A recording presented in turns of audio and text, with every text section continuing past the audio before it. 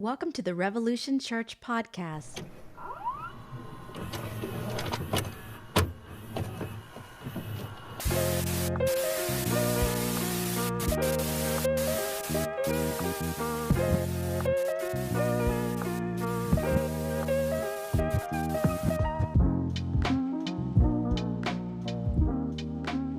I've just given up the fight. I think my phone's broken, so it doesn't do the panorama shot on Instagram, on YouTube anymore. So, my apologies. And we don't have a computer anymore because it was broken.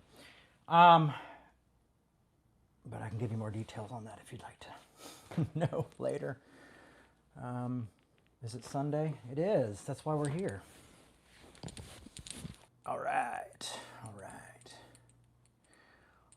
Well, buckle in, strap in, buckle up. Don't forget to like and subscribe and put the notifications on. I only learned that from my kids watching. My son likes to watch YouTube videos, and so that's how you're supposed to like and subscribe, and you know, nothing like one kid eating hot sauce being like, if I get 1 million likes, I'll eat some more hot sauce. I'm like, 1 million likes for eating hot sauce? Man. Can't wait to see how people respond by me saying, let's bring the world together and have a conversation. It's going to be really popular. 6 to 1 million almost. Woo! What a week.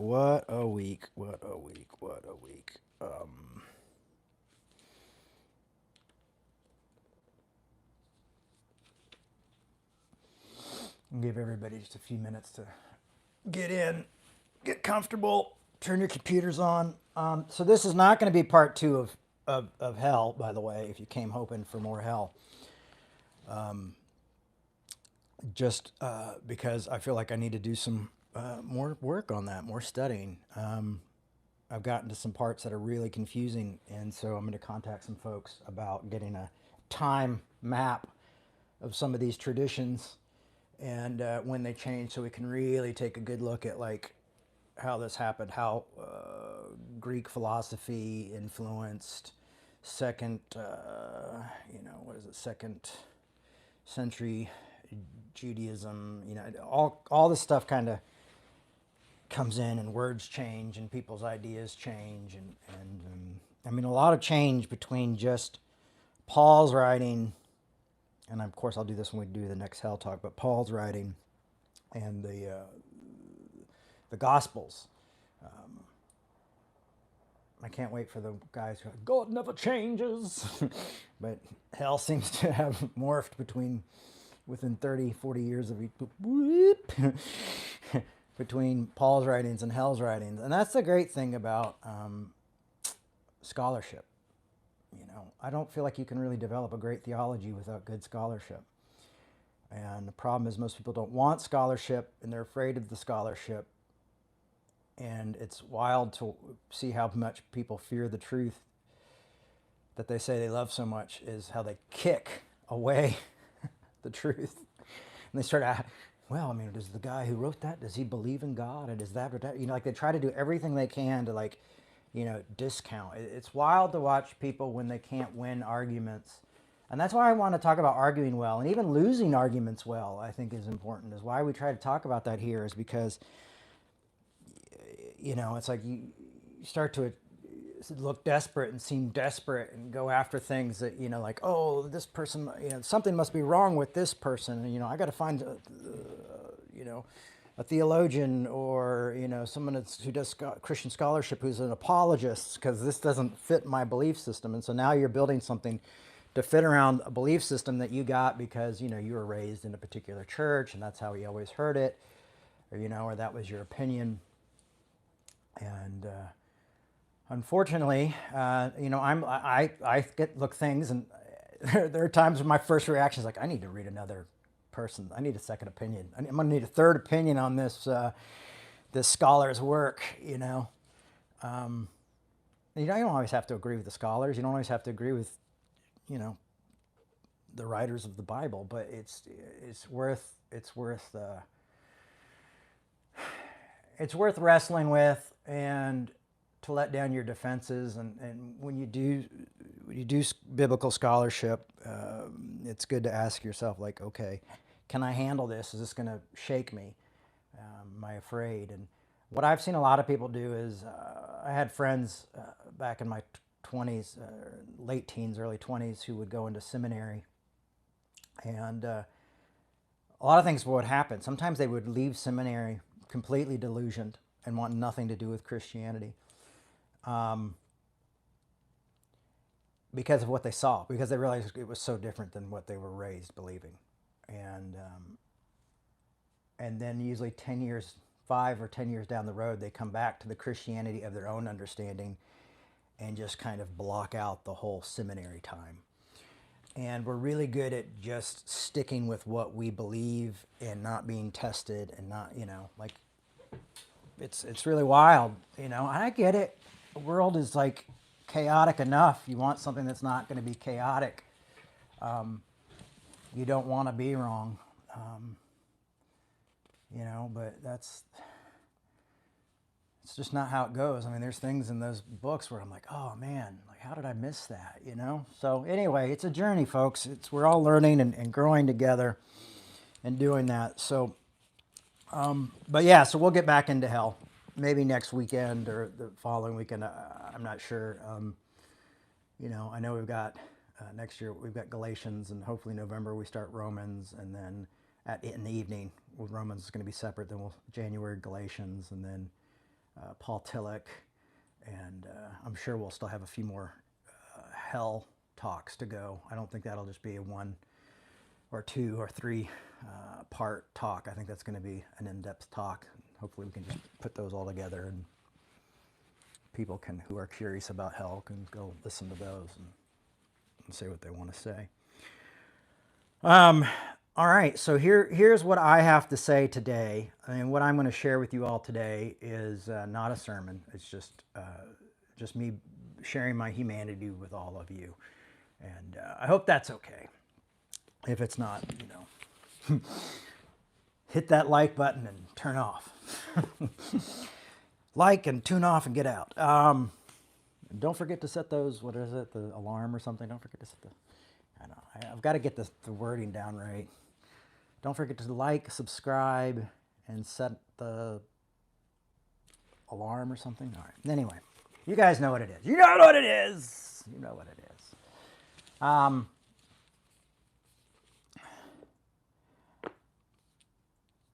When we attack people, we hurt people. And we don't often realize that people are human beings all over the place. Share, yes, please share. Share is good. Piling on angry things, saying everything's hurting people, is hurtful.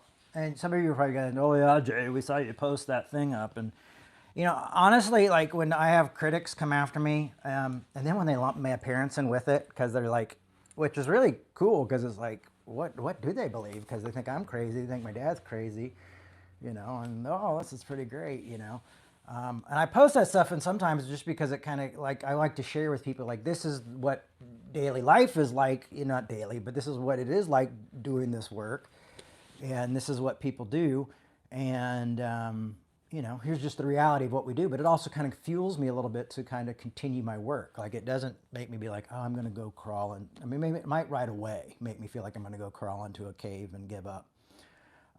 I think the surprising thing is when, like, more liberal folks come in and be like, yeah, your dad's a piece of shit, and like, they just don't get it. Like, they don't get why scapegoating, and like, oh, I thought we just didn't scapegoat the people we like, just that we don't get it. We don't get that hurting people is hurting people. Not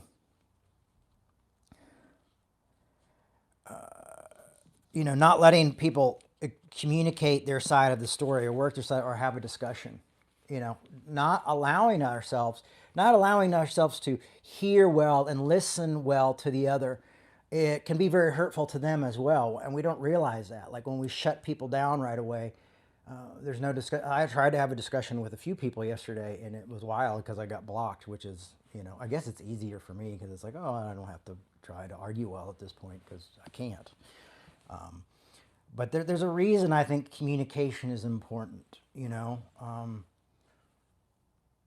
I had a guy come after me a few weeks ago, and we ended up talking, and then DMing me, and he offered me a job. Unfortunately, it didn't have what I needed for that job, but you know what I mean? So it is possible to realize, oh my God, we're really in something together, and we've turned on each other. I had this later in what I was going to talk about, but I just keep thinking of all those kids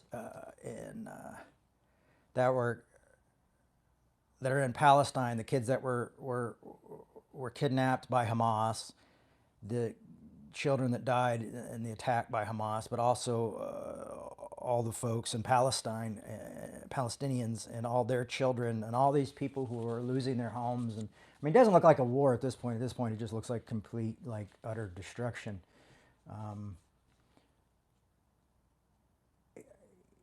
I think about all these people who are suffering horrific losses.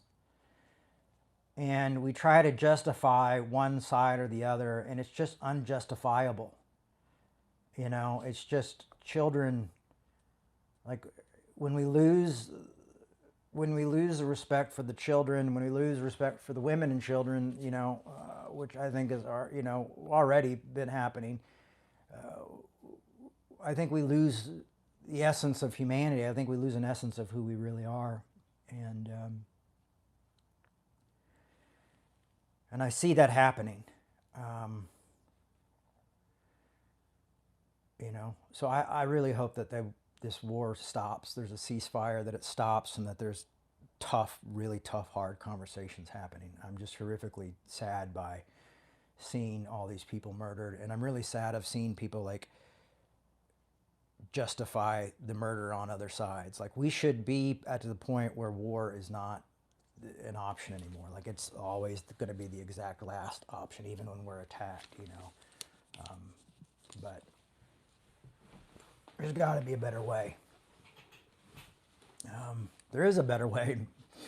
We just kill the people who say there's a better way. So that's the problem.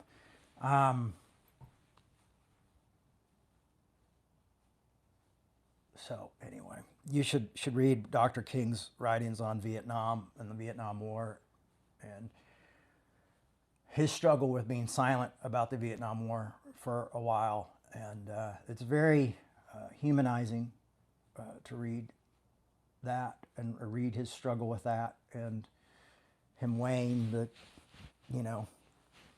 civil rights work against, anti-war, civil rights work versus poverty, all these things. It's really kind of humanizing and beautiful to see. Highly recommend reading some of his stuff on that, and maybe follow Bernice King. She's always posting stuff about her father's work. It's really good stuff. So that, I just had to get that out, because I think there's this horrific suffering of children who are now, even the children who have gotten away, who everything in their life, their schools, their lives, their homes, everything is gone. And what does it, what does that do to that? What does that mark for? Like, what does that say for the future? Of these people's lives, and what happens with all that trauma? What happens when they have to carry all that trauma through life with them? And I've just seen these horrific people of pictures. Of horrific pictures of dead children. And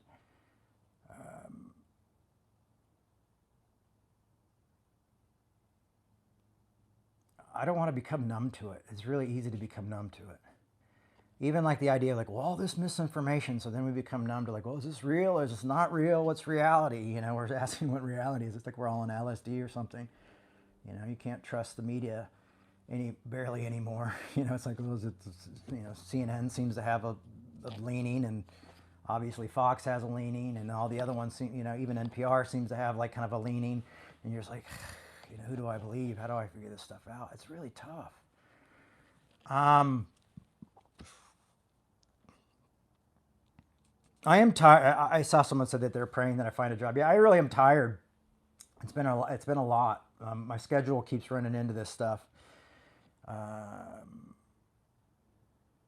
applied for a couple more jobs this weekend, and but it's wild. Everything's online, so it's not like back in the day when you had to go in and talk to a person, fill it out, hand it to the person. They saw you, then they call. You got it. You didn't get. They don't even. It's like you get an email. Maybe the email asks you to call but it's really going to ask you to call if you got it. Otherwise, oh, sorry, we're not hiring at this point, or sorry, it's you're not what we're looking for, or your schedule doesn't work with our schedule right now, but keep checking back. So it's just different than it used to be. Like, I haven't had to have a second job. I did have a second job last year, but that was working on a film, documentary series, and so I was doing that because I didn't get paid for Revolution for 6 months, but I still did this and that, and we did both those things. But this is a lot weirder because I'm having to go out and hustle. So I see what everybody's dealing with, and it seems like the country's in a really tough place, and it's yeah. I didn't think it was going to be this hard. I've heard all my friends been like, I can't find a job. I'm trying so hard to find. And I'm like, really? Because that's what the capitalism does to us. That's what the news does. Is it's a job. It's a job market. It's going up. And you hear all that and you go, okay, and then you go in and you're like, oh wait, my friends aren't full of shit. The news that I'm hearing is like I must not be in the right line of work. Anyway.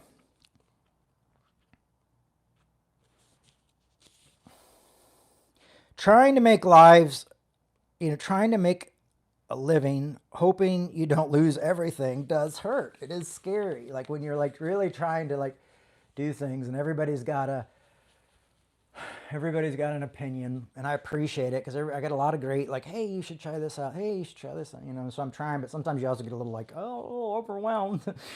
But I'm getting to it. Like I get all these recommendations and I have a little list that I keep, and okay, all right, I'm going to email these folks, and maybe I should just go in and introduce myself, hopefully that's not too weird, to see if maybe putting a face to the application helps at all. So that's what I do when I'm kid-free right now. But we've talked about hell, and one of the things I want to talk about is like this hurt and this pain and seeing people suffering, seeing our country support what I think is not a just war, in my opinion. Seeing just seeing things that are just dehumanizing constantly, and that we're kind of dehumanizing each other constantly. It can feel like a bit of a living hell. Especially when you're just trying to just a minimum make it, and then you're like going like, how is it that I'm paying $600 a month for groceries, or I'm it's $75 to fill up my Volkswagen. It's like all this stuff is tough, and then we have this religion idea, and then we're so separate in the religion that it's not like you even have a big community. The cool thing last night about going to hang out with my friend Bill, who used to work for Tooth and Nail and was the singer for Blenderhead. We've known each other for about 30 years now. Is that we just got to talk about like life and our belief system and be on the same page, and maybe not agree 100% on everything, but it was just nice to like be around somebody who's not like constantly like, I guess that's why having a group of people within a community is nice, and hopefully that's where we're headed. But hurt can feel like hell. Confusion can feel like hell. Taking the high ground when the ship is sinking, is not easy. And I've been talking about that, like grace and arguing well and all this stuff. And I always get the pushback from people like, well, if they don't recognize my identity and blah, blah, But it's like, taking the high ground when the ship is sinking from enemy fire and friendly fire, and you're still like, we're going to take the high ground, It's like, dude, we're in the water. Can feel like hell. And I think we've got to start having a little bit more, if not empathy, sympathy for each other, and realize that often what we're doing when people are yelling at you, they're projecting something they're trying to work out in their own life. I mean, that's why psychology, I think, is important, and that's why I have like a bunch of. I know some of you don't like Freud. That's okay. You can be wrong. That's why I have a bunch of Freud books right there, and why I read about psychology is because you realize, like, oh, sometimes we are projecting what's really our own insecurities onto others, and some of the like apologetics. When you struggle to believe in God and you have to write 10 books on apologetics to prove everybody that it's right. Obviously you're trying to prove it to yourself as well. You have a lot of doubt. You're just not saying it in a normal way, or showing it in the normal way. And it's funny when you kind of learn a little bit of psychology and a little bit of that, you can kind of see some of those things happen. And hopefully what it does is it gives you more grace for the other. And you can dive into that, or you can ask questions like, okay, well, why do you think this? Or why do you feel this way about me? Or that type of thing. It does help the conversation a bit, as we've talked about here. But it is tough. And it's like we often feel like, how am I gonna survive? How am I gonna survive this? Like, you're looking at people who are literally, with Israel now, literally trying their best to survive, and being told you have to leave because we're going to devastate your life, your land, your world. Like, if this was a biblical story, these people would probably think it was the end of the world, because back then, it's like the flood. The flood was probably, if it did happen, probably not an earthly flood. But it's like, it's like everything in your life, how much time do we spend, taking our kids to school and going to the same places and doing the same things, and then all that's gone. All your friends, all your family, they're all gone. Half of them, maybe more, are dead. How are we going to survive knowing that that's happening, and that we're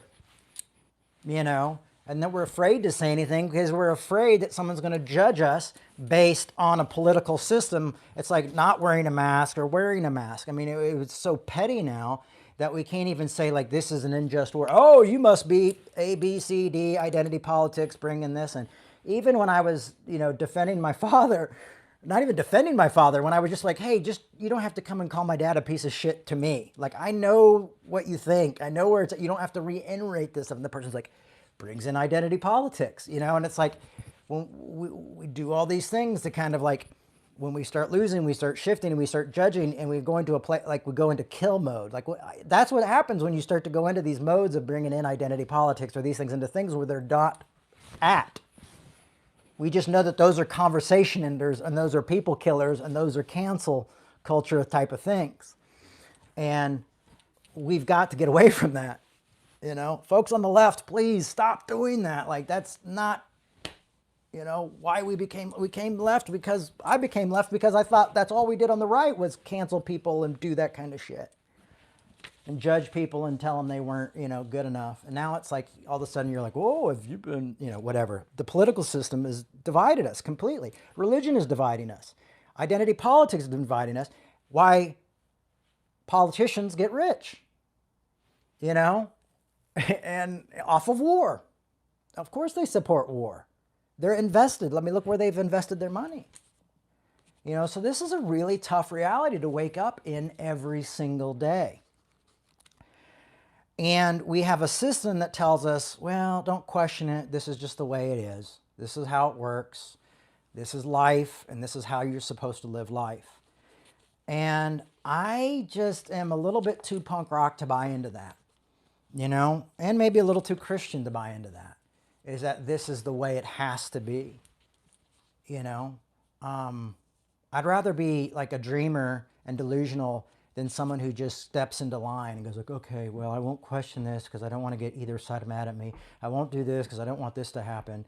I'm just going to do this to keep everybody happy. I won't complain that I'll just complain about the price of groceries to my close friends, and we'll just continue to go on, and this is just life, and this is how life works, and it just shouldn't work that way.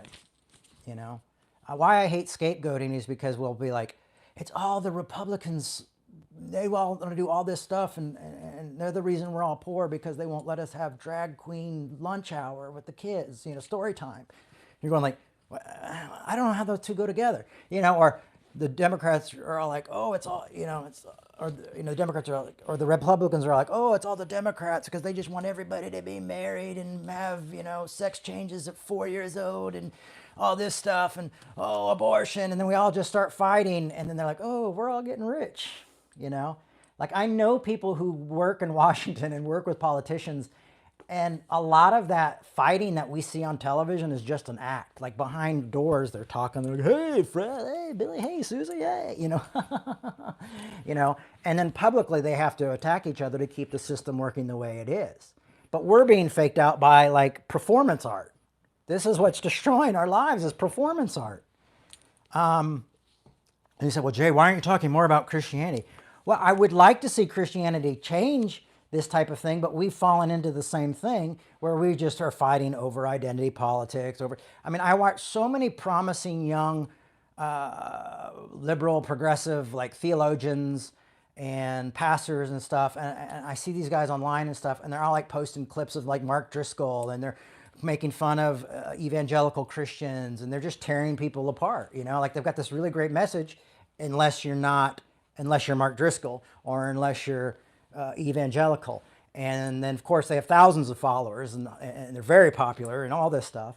But it's like, at what point have you sold out the message to be popular? Like the message of saying like, no, we need to argue well. We need to be friends with our enemies. We're supposed to love our enemies. That's what the whole beatitude is. I don't have to attack them. Like, I didn't even know, like, I barely knew Mark Driscoll was still preaching, and now I turn on and see a video of like a pastor. I'm like, oh, I like that guy, but why is he posting about Mark Driscoll? And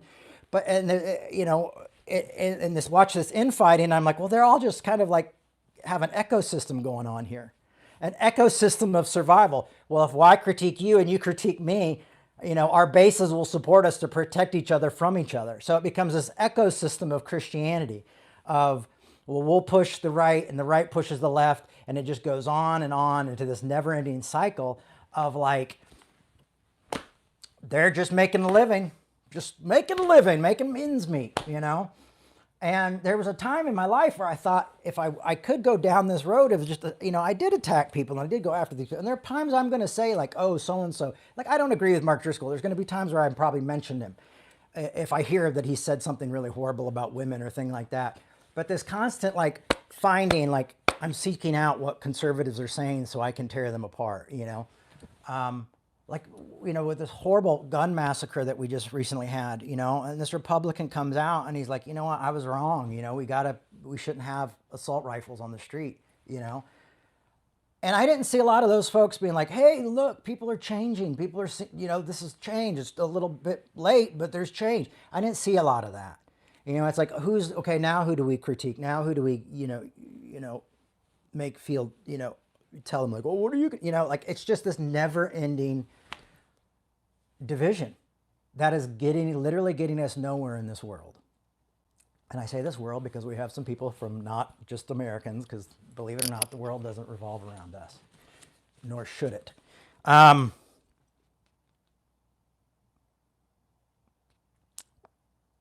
So,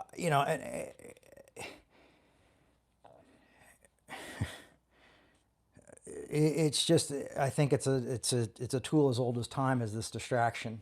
I'm not seeing any comments, so hopefully y'all are just like, oh, this is so good. I'm not saying anything, because usually you guys are all like talking to each other. Was there a fight? Did I miss it?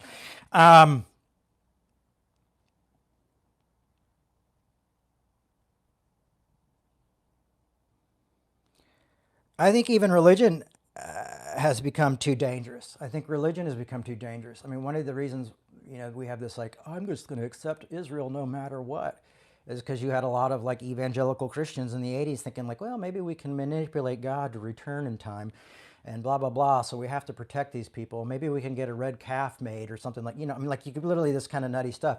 So even religious is dangerous. And I was thinking to myself, what would Jesus say?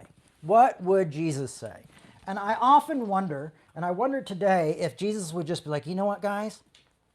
Just forget about me and all this shit. Go stop that stuff. Like, you're religious, just forget, just, it's more divisive than it's good. A kingdom divided will fall. Like he said about when people were like, he's casting out demons, he's the devil. He's like, the devil's not even that dumb, you know?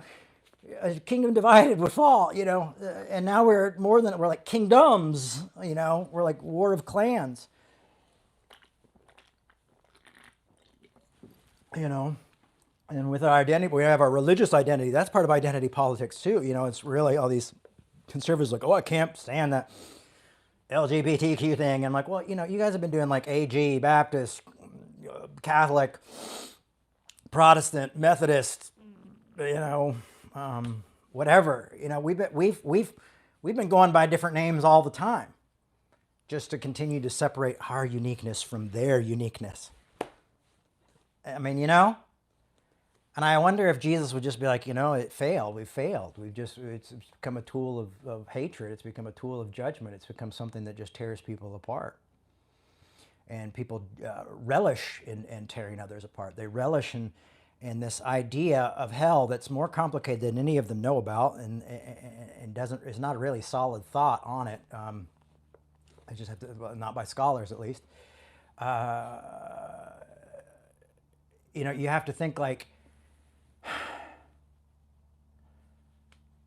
you know, you think like, is it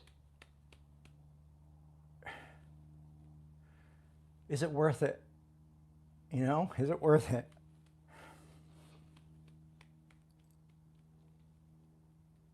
That we would really want that kind of horrificness put on someone else. I mean, if you do and you cherish in the idea of hell or this thing, or telling people that they're bad and they're doing that, I'm like, you're literally cherishing someone's like tiny second of a life here, and then a multitude of their life being completely tortured, and your idea of God is that is good is psychotic. It is psychotic. You can come at me if you're an apologist or things like that. I'm glad to debate apologists. I would love to be able to go debate some of these guys in a very loving, respectful way where you argue well, because that's what a debate is. You know,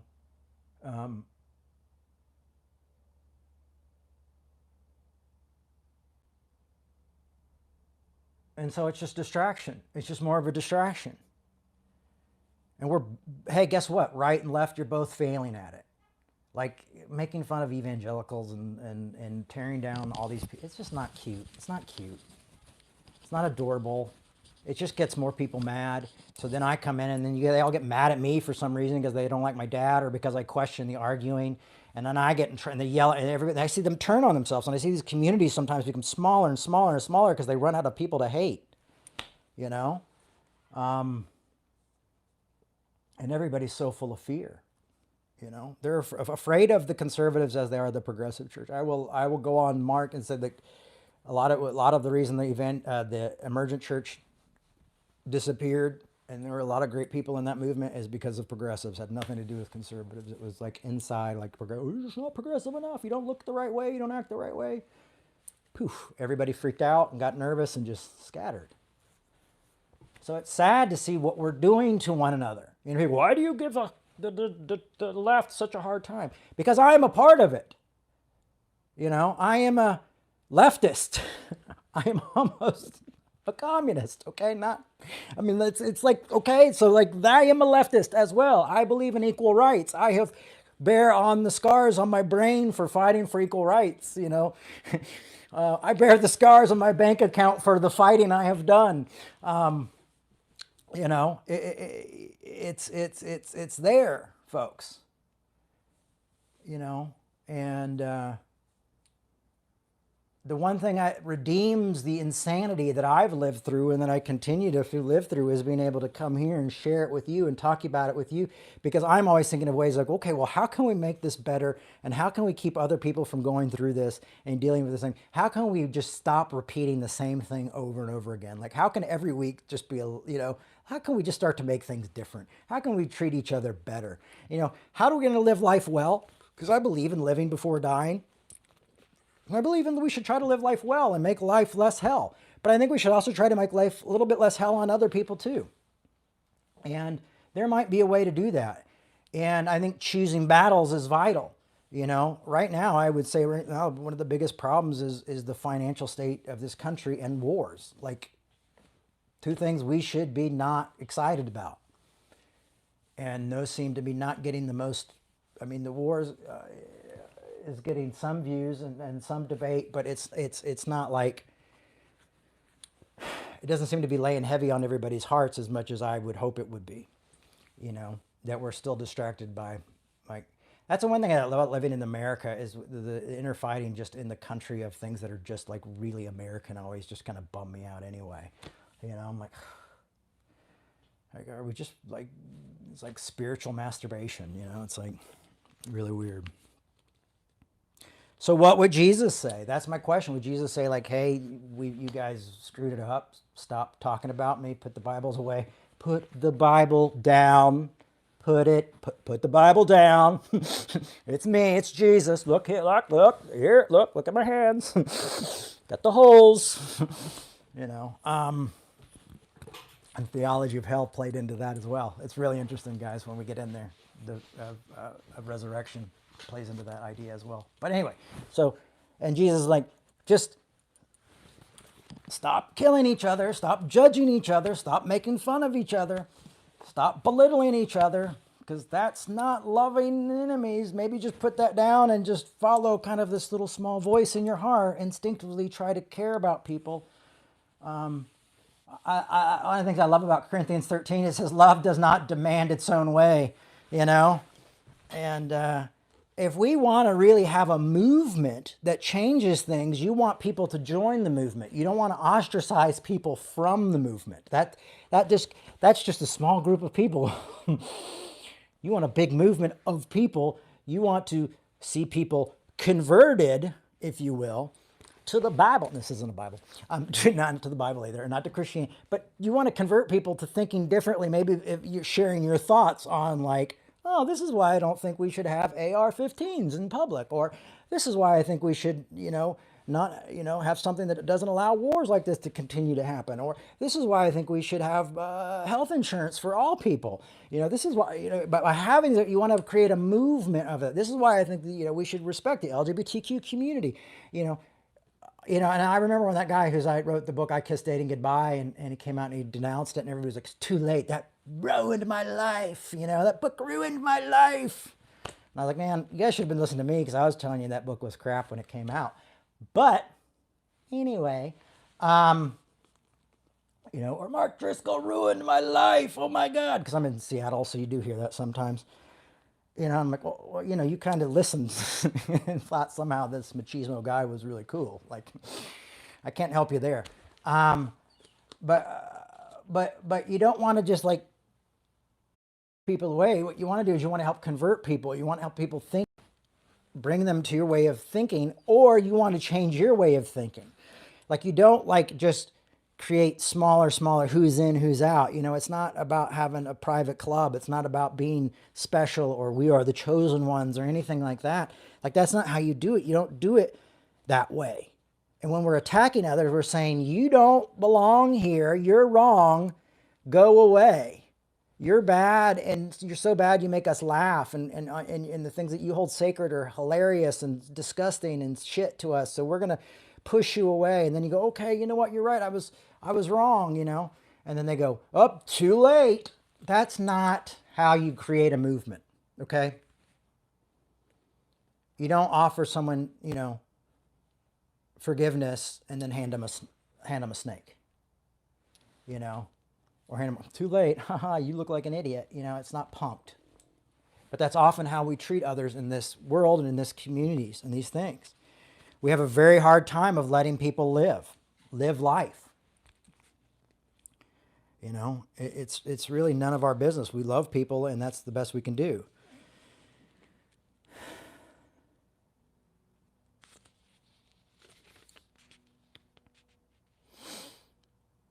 And we have to get away from this thoughts of this is just the way it is, and accepting everything.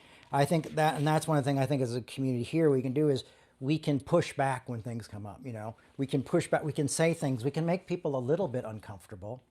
It's okay. People can be. I can be uncomfortable. We don't have to be like hurting and destroying people, but we can make things uncomfortable. We can say things, you know. I remember I had a friend of mine who voted for Trump the first time, and every other aspect of their life you would have thought this person's completely like liberal, you know, no way this person would ever vote for you know, a Republican, much less Donald Trump, you know, but they did, and that's what they felt, and they thought it was the right decision. And then they would go into groups and people would be like, oh my God, like their friends, can you believe these dumb bastards, blah, blah, blah. And they'd have to go like, she'd have to be like, actually, I voted for, you know, and it's this type of thing, you know, it's like, you know, and people didn't know what to do with it. And I know what a lot of you would do with it. Maybe not you, but a lot of people who I like, if, you know, we wanted to post, if we posted pictures of people who voted for Trump, they would, like, a lot of people would be like, oh, nope, they're out. Unpardonable sin. You know, so when we play this kind of, these petty games with each other and these type of judgmental games, and we're so hurt, the question is to ask you, like, if this is up, like right now, if you're being aggravated, like we've lost like half the listeners already. Might just because this sounds like crazy talk, but whatever. A lot of the times it's because people are, if you're going like, I don't know, this makes me uncomfortable because I do feel that way.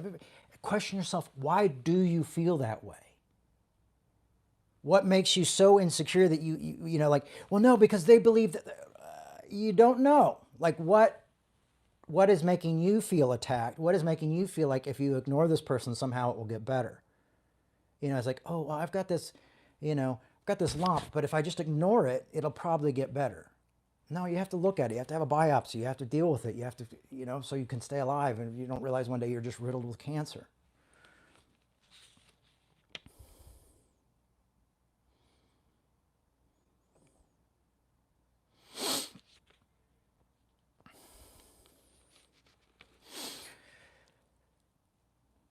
You know, and again, I say we've been convinced it's just this the way it is. And a lot of times we're convinced like this is the way it is and life is just hard and you have to accept it by people who are our friends and who are our family. Some people say, why do you argue with these people who come after you, Jay? Why do you do this? Because I want to see people change. I want to see people come to a new idea. I want to, you know, and if I want to change, if I'm wrong in the situation, and that maybe one thing or two things they said or we said in the middle of the night is going to hit us in our brain and we're going to play over and go, maybe there is something there.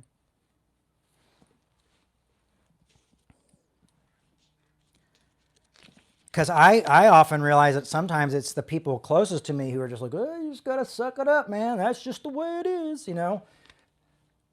Life sucks. People suck, whatever, you know, and you're going like, you know, my dad thinks one way and these people think this way. And I'm just going like, and I go, the way I live, like, I don't have a great job right now. I have Revolution, which is a great job when it pays. And it is actually a job. It's great because I love it and it's good work and it's hard work. It's a lot of challenging stuff that I have to do for myself to do this work and to bring these talks here. But you know, it's like people are like, oh, I know that's not a normal thing. That's what you're doing that's not normal. You need to go do something normal. You know, and I have to remind in my life, like, this is what I've chosen. I'm glad to do something normal to help me do what I feel called to. But I mean, it's just you hear these people who everybody is ready for you to give up and lay down your passions. And sometimes you're the only person who is going like, I know what I believe, I know what I'm passionate about, and I have to fight for it. And to be honest with you, this happens to me every few years where it's like people are like, oh, you should just give up, you know, like this. Let me see. The last time this happened was probably in 2007.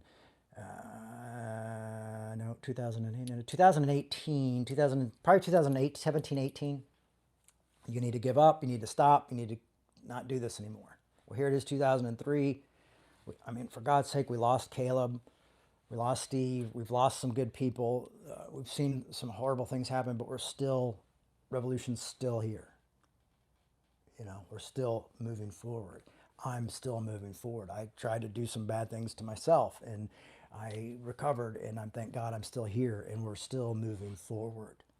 We're still fighting because we know what the purpose is, you know.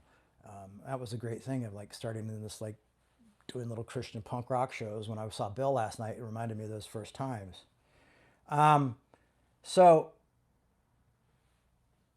I think I saw my mom do it. I think I've seen a lot of people do it. And for me, that's why I often say, like, I feel like doing this work is more like being an artist than what I would call a preacher. Like when I think of a preacher, I think of someone who's like stuck in a building every week and, is turn the air conditioning off during the week, that kind of thing. We got to go to committee and talk about what the color of the curtains are going to be in the carpet, and then we've got to talk about the food, but somebody who's doing a lot of that stuff. So for me, I feel like, this is more of art or speaking or theology or philosophy or a combination of those things. I don't know where I'm going with that. But it's not just that. So it's not just the sin of religion, of religious people who are destroying our world, okay? It's not just that. It's not just the infighting there, because I know I harp on that a lot. It's not just the political parties who are, or us people who vote for these parties and then become somehow like carry their flags around as though like we're like at medieval times. I mean, listen, medieval times, there's like 6 or 7 different knights you can vote for.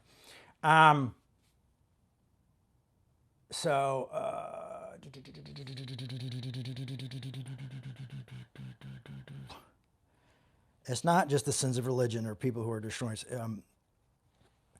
I'm going to go really, really hard on this one here. We're almost done, but I think it's really politicians, and the politicians allowing to have so much money and get so much money, and allowing to invest in things like things that make them rich. And they voting towards things that make them rich. And I have to say, I can't judge those people and be like, oh, they must be awful people. I have to say, they must be humans. And I don't know if like I had a group of people like, hey, listen, if you vote this way, we'll slide this over to you. Like I don't like I'm no one's trying to buy me off. Okay, that's not a thing. So I'm not saying like, oh, these evil people, but I'm just saying there are a lot of people who seem to be really human and haphazardly so in politics, and seem to be just fine and happy with us fighting about religion or abortion or gun control or identity politics. Why we pay more for groceries, and why we pay more for gas, and why we pay for why the corporations seem to get more powerful and grow more.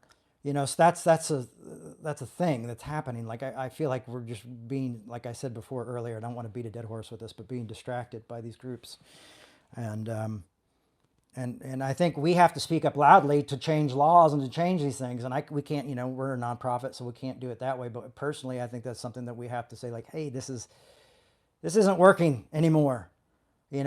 I think what I would love to see is like conservatives and liberals and Christians and non-Christians and all the different religions and people who live in this country come together, and it's like, hey, we just need affordable medical care, much less medical care.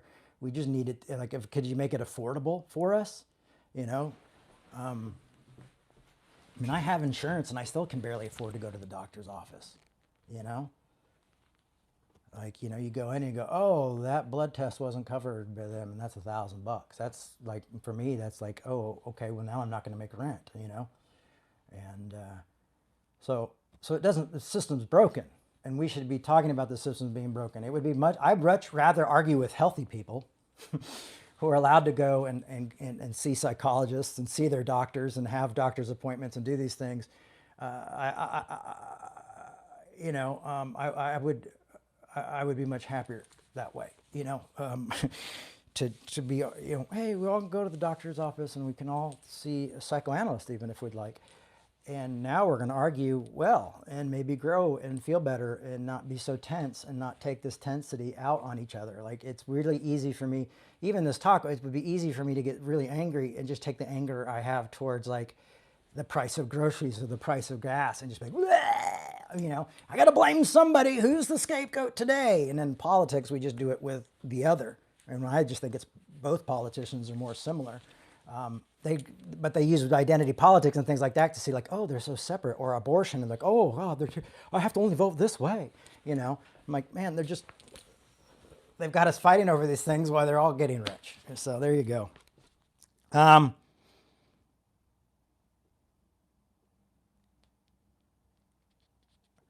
think late stage capitalism has been so brainwashed into us. I think the government and capitalism, because I always hear people like, oh, you're a Christian, you must be brainwashed. Were you raised as a child as a Christian, you must be brainwashed. There's always a brainwashing thing. Like, are you a capitalist? You must be brainwashed. Are you okay with the two-party system? You must be brainwashed. Are you okay with your party and you think your party has it all together? You must be brainwashed. Are you in a cult? Like, it's time to kind of like reverse some of those questions. Like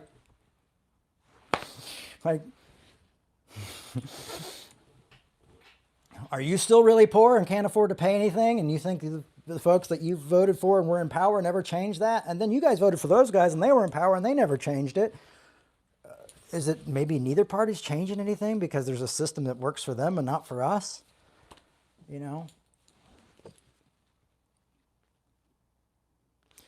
So, the system tells us that's all there is. And then it says, well, look at Russia, and that's what socialism will do to you, and you destroy, and they just fill us up with bullshit.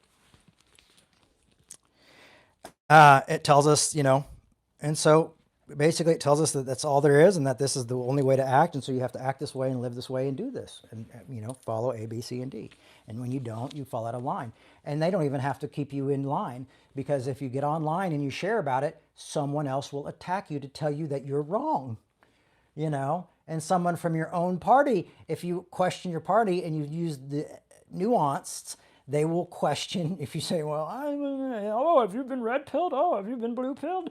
Just march in line.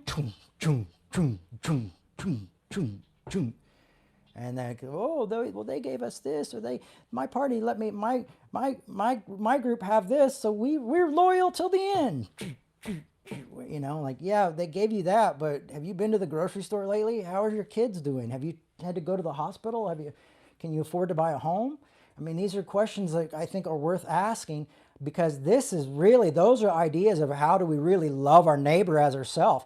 How do I love my enemy without dealing with my enemy is maybe making life a little bit better for everybody and making life actually livable for everybody and making the cost of living not so horrific that then you can have your angry neighbor across the street and knowing that, at least they're going to the doctor, they're doing the thing, and you're doing your thing. And at least we're all able to live, rather than we're all like slowly starving and losing our incomes and things like that and like screaming at each other over like things that have nothing to do with that.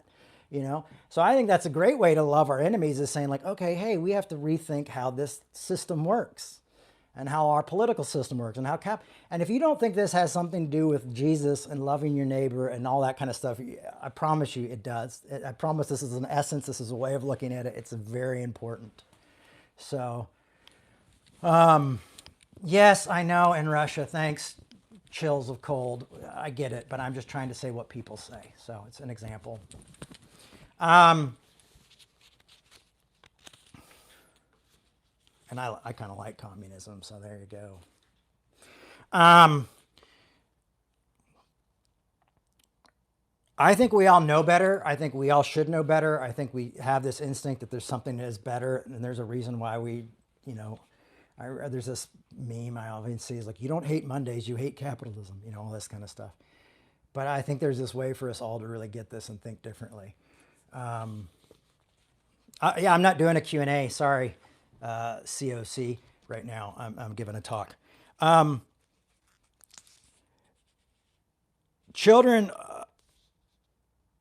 I just sometimes something will scan by my face and I'll see it, and so I try to, get that out there, because if someone has confusion with something, I may say, oh, someone else might have confusion with that.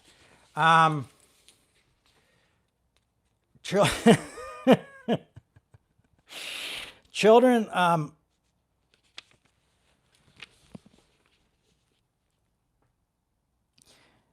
just to get back to what's happening in Palestine, is it's. I want you to think about your own children, or your grandchildren, or maybe your nieces and your nephews, or just children in your life, and what it must be like to lose them, or to watch them lose everything they have and everything they know in such a horrific way, and almost maybe feel like the world is against you and that there is no hope. Like, I really think empathy with knowledge can be very powerful. Those are two things I think if we put together, that can be really, really powerful.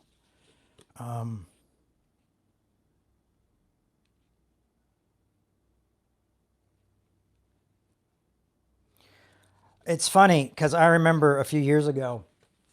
Oh my gosh, I'm just going really long on this one. A few years ago, I was a part of this group called Red Letter Christians, and they were a little slow to the affirming thing, the affirming the LGBTQ folks, and so I was there as the challenge to that often. And I remember one time we were all in a group, and it's all the pastors, all social justice pastors. We're all like Tony Campolo put this thing together, and I was one of the first to be there as well as with some of the other guys when we started this thing together. Brian McLaren, a few different people. And I remember saying, well, kids are dying.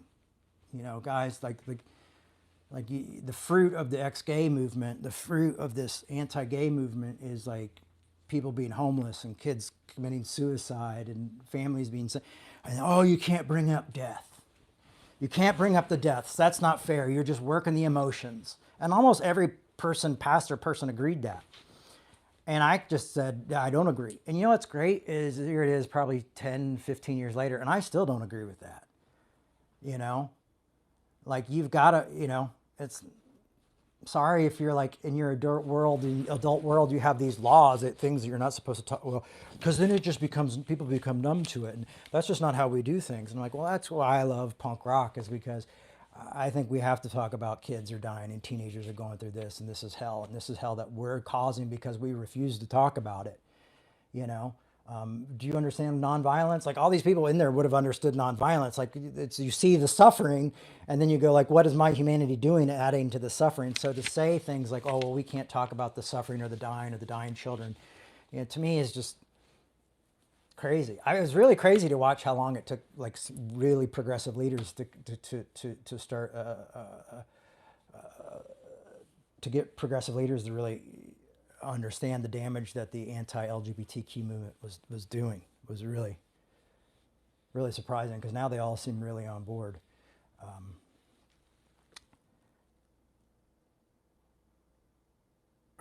So I think you must yell it from the rooftops. What is poverty doing to us? What is it doing to our children? Why can't our kids have free school lunches and things like that? Like the one meal a day that they should get for free. They're like, oh, let's take away the kids' lunches, and let's go to another war because that makes us rich. Who cares what kids eat?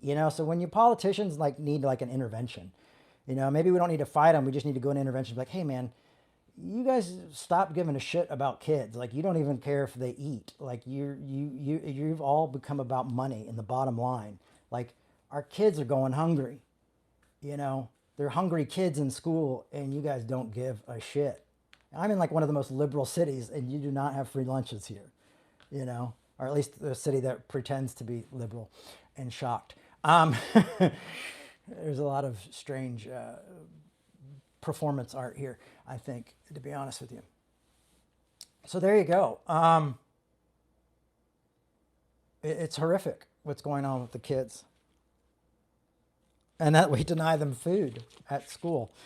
I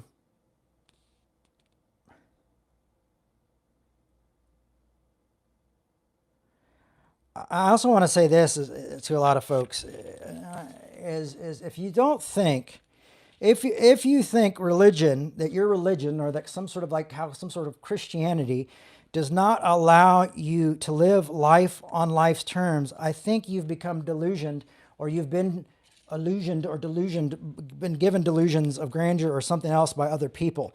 Because if, let's say, for example, Christianity is correct in some form or another, the human circumstances, the human identity would be known to that. And to act as though that we can't live, like divorce happens. I was with a buddy last night. He's been divorced twice. I've been divorced twice. You know, it happens. Life happens. Life gets really messy. Life gets really tough. And to act as though that these things don't happen to you if you have a religion or some sort of political belief is just really just shitty. And it's just really ridiculous. And it's been caused to hurt and isolate and discommunicate people, disassociate with people over the years. And it's just a method of control. And it's really sad and it's really horrible.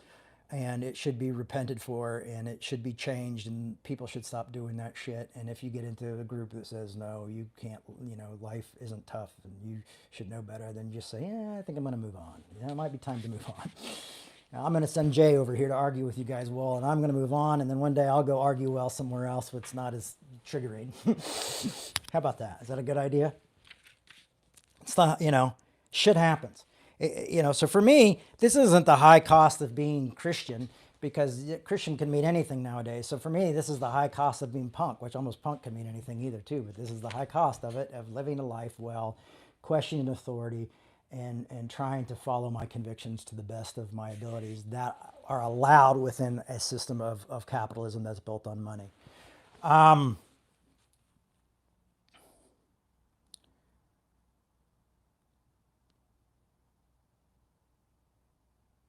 You know, I know a lot of us, if you're like me, you're worried and thinking about bills and you're worried about all this stuff. Um,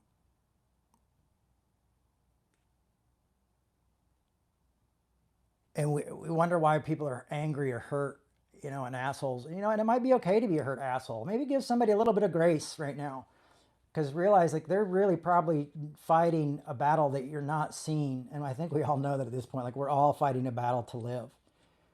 And I think even like annihilation and like destroying someone verbally or arguing with someone really hard is, you know, even well, sometimes you just have to go like, is this a moment of grace? Is this a moment of where I go, this person's really hurt? You know, I had this person attacking me yesterday and I kept being like, you seem really hurt, you know, and it wasn't doing that in a disingenuous way. I was really just like, I said, I'm sorry that my father has made you feel this way. I'm sorry you're hurt. I can't, you know, I'm not him. I'm not hurt. I'm just saying the fact, you know, kept just insisting, you know, so maybe we have to help each other just realize that we are hurt, you know, that life is tough and that sucks on both sides and it's not easy for anybody. Like, could you imagine that? Um, so, so, hurted. Oh, that's the guy. Oh, this Chills of Cold. Are you the guy who put up the funny thing about me? I hope you are. That would be great. The guy who attacked me yesterday. Am I hurt? Oh yeah. What you said yesterday hurtful? Oh yes, most definitely. Job well done. You know, good job, folks. That's nice. I don't know why people come and want to just cause problems. That's always interesting to me. Is oh, you're not that guy? Oh, dang it! I was kind of hoping you were.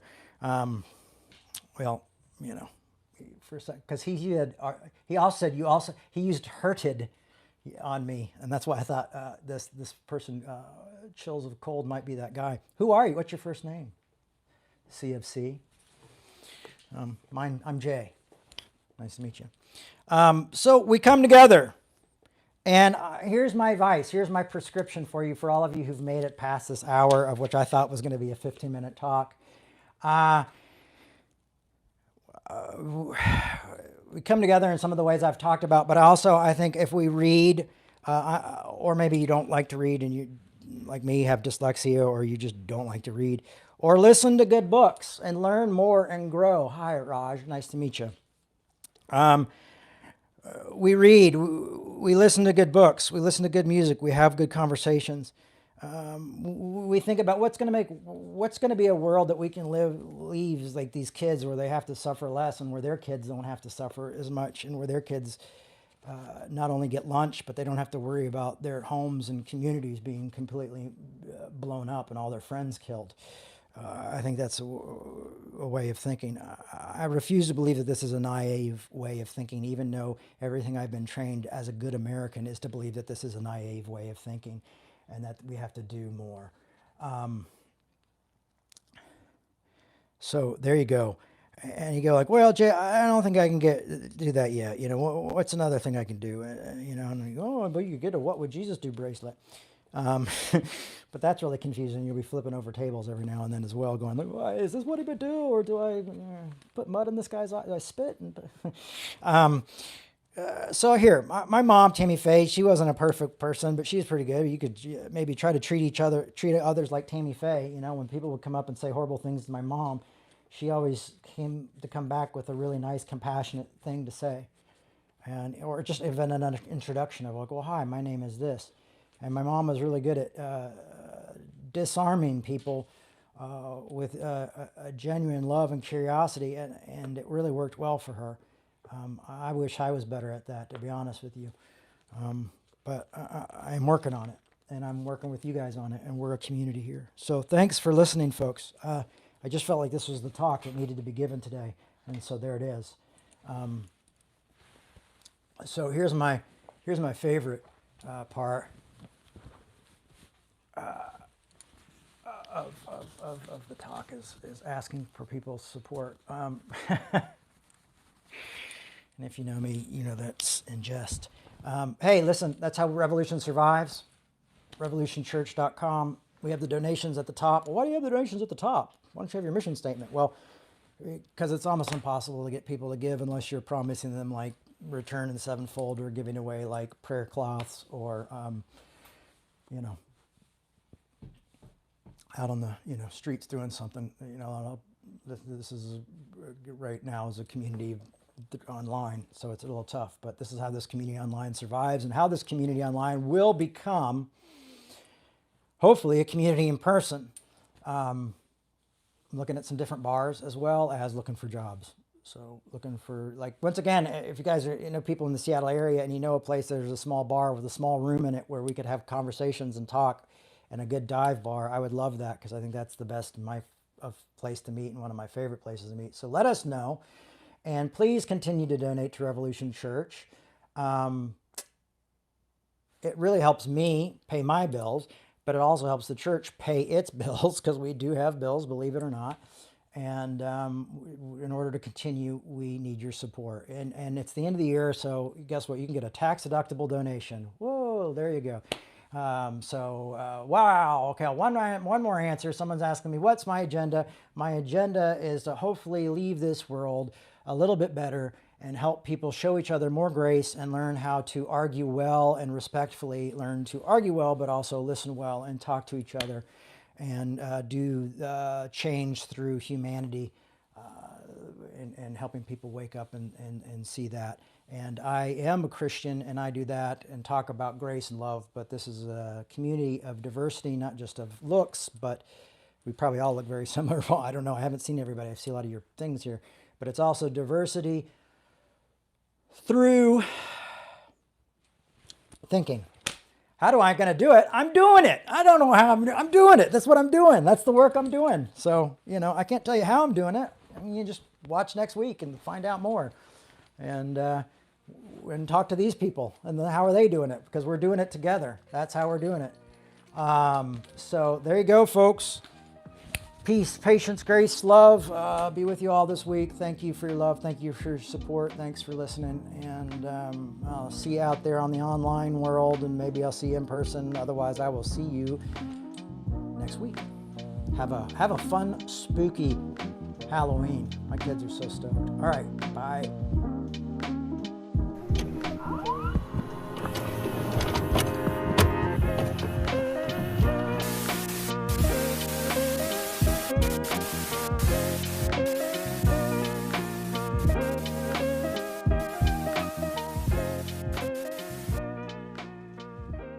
Thanks for listening. We hope you enjoyed this podcast. To make your 100% tax-deductible donation today, please visit revolutionchurch.com/donate. You can also learn more by clicking the donate section on the website.